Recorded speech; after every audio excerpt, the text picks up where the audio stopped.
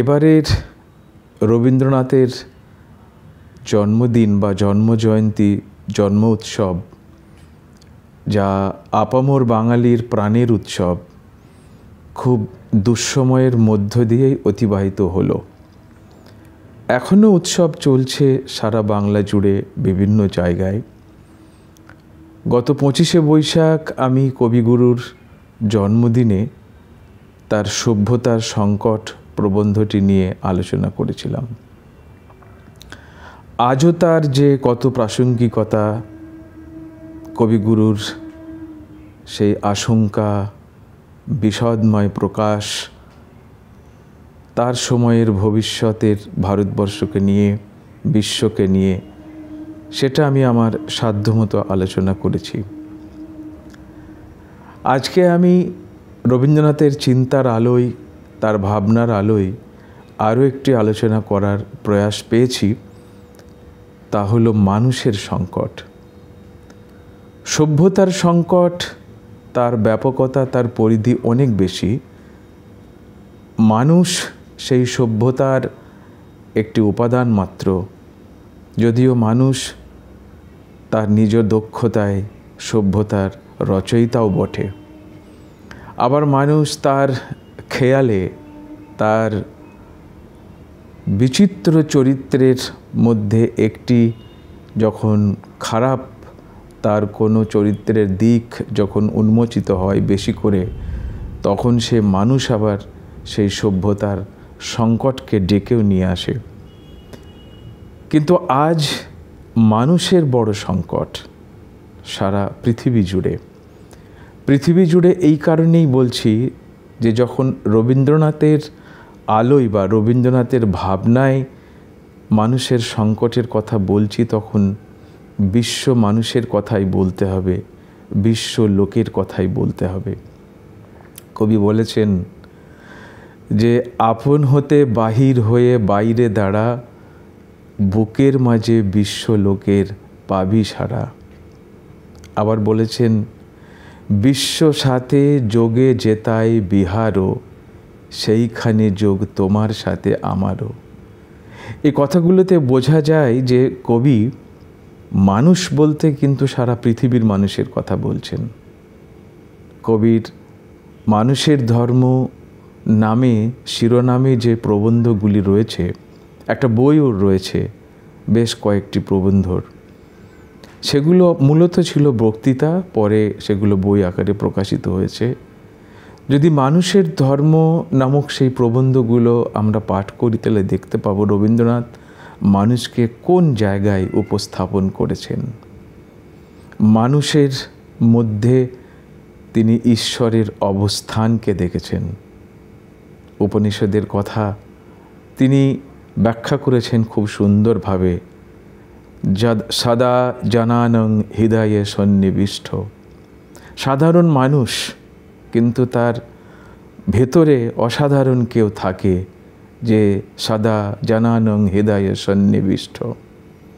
মানুষের মনের মধ্যেই তিনি জীবন দেবতার অধিষ্ঠান উপলব্ধি করেছিলেন, এবং তিনি আমাদেরকে তার উপলব্ধিকে বুঝিয়েছিলেন এইভাবে যে মানুষ কিন্তু এক, সারা পৃথিবীর মানুষ কিন্তু এক আত্মার দিক থেকে।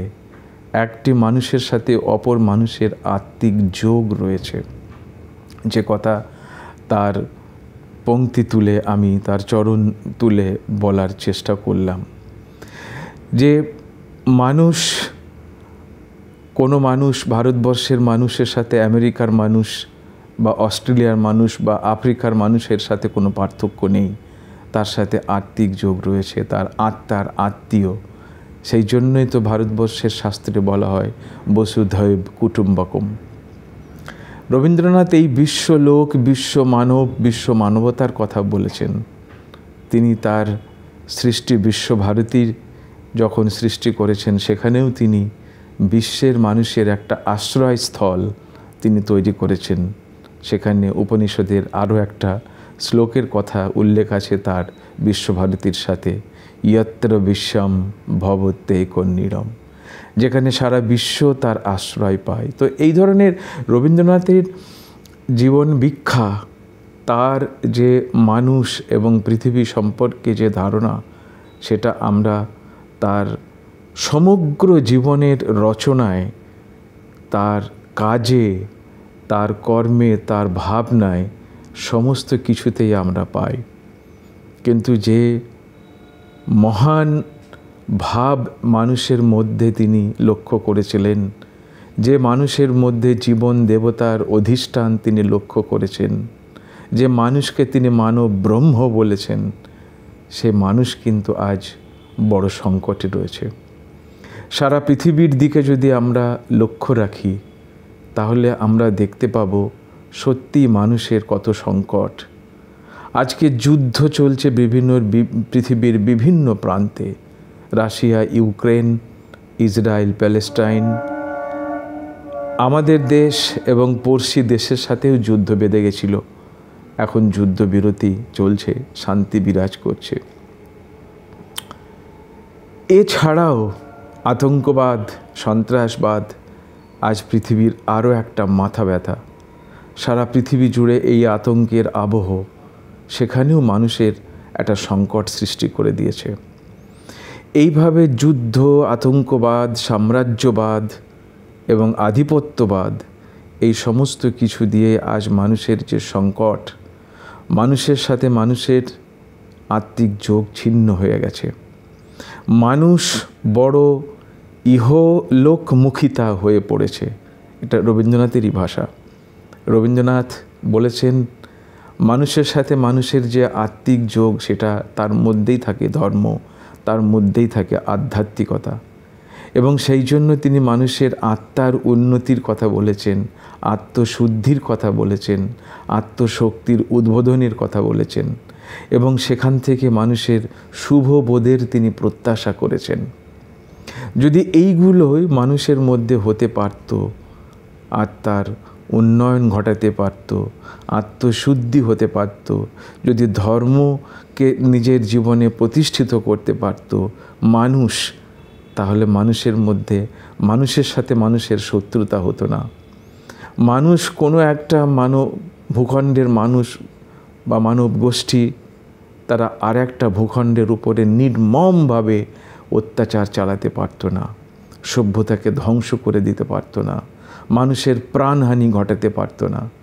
তো তাই আজ আমরা দেখছি যুদ্ধ, সন্ত্রাস, সাম্রাজ্যবাদ, ফ্যাসিবাদ বিভিন্ন রকম এই সভ্যতার সংকটকে ঘটিয়েছে, তার সঙ্গে সঙ্গে মানুষের সংকট তৈরি করে দিয়েছে। আজকের পৃথিবীতে আমরা সত্যিই দেখতে পাচ্ছি যে বিষয়টা, সেটা হলো সারভাইভাল ফর দ্য ফিটেস্ট। কিন্তু এই সারভাইভাল ফর দ্য ফিটেস্ট, এই কথাটার সাথে আমি একমত হতে পারি না কোনো সময়। কেননা যারা আনফিট, তারা কি করবে? তাদের সারভাইভালটা কি করে হবে? তাহলে হওয়া উচিত ছিল সারভাইভাল ফর দ্য আনফিটেস্ট। তাদের জন্য তো কেউ ভাবছে না, তাদের জন্য তো কেউ সহমর্মিতা দেখাচ্ছে না। তাই মানবতাবাদের কবি, অসাম্প্রদায়িক মানবতাবাদের কবি রবীন্দ্রনাথ সে কথা বলেছেন। বিশ্ব বিবেকের কাছে তিনি এই আবেদন রেখেছিলেন যে মানুষ দুর্বল, যে মানুষের কোনো সহায় নেই, সম্বল নেই, শিক্ষা নেই, যার মধ্যে কোনো ক্ষমতা নেই, তাদের কি হবে? সেই জন্য পৃথিবীর মানুষের কাছে, তার সময়ের পৃথিবীর বড় বড় যারা রাজনৈতিক নেতা, রাষ্ট্রনেতা, তাদের কাছে তিনি সেই বার্তা রেখে গেছিলেন। তিনি নিজের জীবনেও কিন্তু এই পৃথিবীর অনেক অশান্তি, মানুষের দুর্ভোগ, মানুষের সংকটকে দেখে গেছিলেন, এবং সেটাও তার রচনায়, তার বক্তৃতায়, তার বিভিন্ন কর্মসূচিতে আমরা দেখতে পাই। কিন্তু আজ আমাদের সামনে যে বড় অভিশাপ, ধর্ম এবং সাম্প্রদায়িকতা, তার সাথে রাজনীতির যোগ করে মানুষে মানুষে বিভেদ, জাতিতে জাতিতে বিভেদ, এই বিভেদের ফলে আজ আমাদের সংকট অনেক বেশি। মানুষের এই পৃথিবীতে আজকে জীবন যাপনের জন্য যে সংগ্রাম, মানুষ কি করে ভালো থাকবে, একটু সুখ সমৃদ্ধিতে থাকবে, তার নিজের অবস্থাকে সে কি করে উন্নতির দিকে যাবে, সেই সংগ্রামে মানুষ লিপ্ত। তাতেই তার জীবনের অনেক পরেশানি, অনেক তাকে খাটতে হয়। কিন্তু তার সাথে এই যে আমাদের কৃত্রিমভাবে মানুষের সাথে যে আজকে অন্যায়গুলো হচ্ছে, তার জন্য মানুষের যে দুর্ভোগ, যে সংকট, সেই সংকটের প্রাক্কালে সংকটের আরও বহু কারণ আছে যেগুলো আপনারা সকলেই জানেন, আমার নতুন করে বলার কিছু নেই। শুধু আমি এই মহামানব, যিনি আমাদের এই দেশে, এই বঙ্গে জন্মগ্রহণ করেছিলেন, মানুষের সংকট নিয়ে যার প্রাণ কাঁদত, মানুষের সংকটের কথা তিনি তুলে ধরেছেন তার রচনায়, তার বক্তৃতায়, তাদের জন্য সহমর্মিতা তিনি ব্যক্ত করেছিলেন। সেই মানুষের কথা আমি আজকে স্মরণ করার জন্যই আমি এই ছোট্ট ভিডিওটি করার প্রয়াস পেলাম। রবীন্দ্রনাথ তার জীবদ্দশাতেই তিনি মানুষের জন্য অনেক কাজ করেছেন। তিনি কবি, কিন্তু দুস্থ মানুষ, অসহায় মানুষ, তাদের জন্য তিনি অনেক কাজ করেছিলেন। তিনি জমিদার সন্তান এবং সেই জমিদারি ব্যবসা রক্ষার ক্ষেত্রে যখন তিনি পূর্ববঙ্গে গিয়েছিলেন, তখন কিন্তু ওই সাধারণ মানুষের জীবন তিনি লক্ষ্য করেছিলেন। শাহজাদপুর, পতিশর, শিলাইদহ, সেখানে তিনি জমিদারি রক্ষা করার কাজে তিনি গিয়েছিলেন এবং সাধারণ ভারতবাসী, সাধারণ মানুষের জীবনের দুঃখ কষ্ট তিনি লক্ষ্য করেছিলেন এবং সেই দুঃখ কষ্টগুলো তিনি তার রচনায় লিপিবদ্ধ করেছেন। তা আমরা জানি, তার গল্পগুচ্ছ, ছোট গল্পের মধ্যে আমরা দেখতে পাই। কিন্তু তা সত্ত্বেও তিনি নিজে অনেক কর্মসূচি গ্রহণ করেছিলেন। তিনি যখন নোবেল পুরস্কার পান, নোবেল পুরস্কার পাওয়ার টাকায় তিনি সেখানে একটা ব্যাংক তৈরি করেছিলেন পূর্ববঙ্গে, যে ব্যাংক থেকে বিনা সুদে গরিব কৃষকরা ঋণ নিতে পারত। কেননা তখন অনেক সুদের কারবারি যারা গরিব মানুষকে ঠকিয়ে চড়া সুদে টাকা দিত, সেইগুলোকে মানুষের দুঃখ কষ্ট রোধ করার জন্য তিনি কাজ করেছিলেন। ফলে রবীন্দ্রনাথ যে শুধু একজন আবেগপ্রবণ, তিনি কল্পনাপ্রবণ একজন কবি এবং কবির কল্পনায় তিনি অনেক কথা বলেছেন, মানুষের সাথে তার সহমর্মিতা জানিয়েছেন, ঠিক তা নয়, তিনি কাজ করেছেন। শিক্ষাক্ষেত্রে কি কাজ করেছেন সেটা আমরা বিশ্বভারতীর দিকে তাকালেই আমরা বুঝতে পারি। তো যাই হোক, রবীন্দ্রনাথের কথা বলে শেষ করা যায় না। আমরা রবীন্দ্রনাথকে স্মরণ করতেই হবে আমাদেরকে, এটা আমাদের একটা পবিত্র কর্তব্য। তার কারণ হচ্ছে, যে সময়ে আসুক, যখনই যে সময় আমাদের সামনে আমরা পাব, আমাদের দুঃখ, আমাদের যন্ত্রণা, আমাদের ব্যথা, আমাদের সংকট, সমস্ত কিছুতেই রবীন্দ্রনাথকে আমাদের স্মরণ করতে হবে। তাই আজ মানুষের এই সংকটকালে রবীন্দ্রনাথের কথা আমি একটু আলোচনা করলাম। শেষ করব গঙ্গা জলে গঙ্গা পুজো করে রবীন্দ্রনাথের একটি কবিতার কয়েকটি লাইন আমি উচ্চারণ করে। কবিতাটি পত্রপুর থেকে নেওয়া। দলের উপেক্ষিত আমি মানুষের মিলন খোদায় ফিরেছি, যে মানুষের অতিথিশালায় প্রাচীর নেই, পাহারা নেই, লোকালয়ের বাইরে পেয়েছি আমার নির্জনের সঙ্গী, যারা এসেছে ইতিহাসের মহাযুগে আলো নিয়ে, অস্ত্র নিয়ে, মহাবাণী নিয়ে। তারা বীর, তারা তপস্বী, তারা মৃত্যুঞ্জয়, তারা আমার অন্তরঙ্গ, আমার স্ববর্ণ, আমার স্বগোত্র। তাদের নিত্য সূচিতায় আমি সূচি, মানুষকে গণ্ডির মধ্যে হারিয়েছি, মিলেছে তার দেখা। দেশ বিদেশের সকল সীমানা পেরিয়ে তাকে বলেছি হাত জোড় করে, হে চিরকালের মানুষ, হে সকল মানুষের মানুষ, পরিত্রাণ করো ভেদ চিহ্নের তিলক পরা সংকীর্ণতার ঔদ্ধত্য থেকে।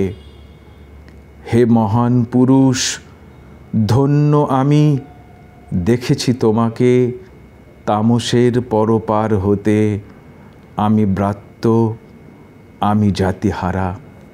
আহা, রবীন্দ্রনাথের এই যে কবিতার মধ্যে যে বার্তা, তা আমাদের ধীর স্থিরভাবে পড়ে উপলব্ধি করে রবীন্দ্রনাথকে বুঝতে হবে।